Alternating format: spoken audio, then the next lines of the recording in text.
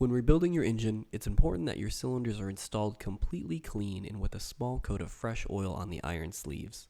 Your cylinders will arrive back from our machining services with an oily residue that's meant to protect the fresh surface finish from flash rust. It's important that this residue, along with all the other dirt and grime, is removed from the inside of your cylinders before you install them. To thoroughly clean your cylinders, create a mixture of hot water and dish soap either in a container or in a shop sink. Dish soap or a degreaser work great here as it's designed to completely strip all dirt and oils. Wipe down the cylinders entirely with a soft sponge or a cloth in the soapy water, and don't use any sort of abrasive material that could ruin the surface finish inside the cylinders. That means no steel wool or green scrubbing sponges. Once you have completely washed the cylinders, give them a rinse with clean water and dry them with fresh paper towels or a fresh white rag.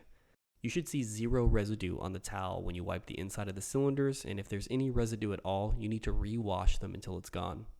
Once the cylinders are completely clean, dry them. Since the sleeves inside the cylinder casting are made of iron, it's important that you give them a light coating of motor oil. You should do this right after you dry them because you don't want them to flash rust while you prepare for assembly.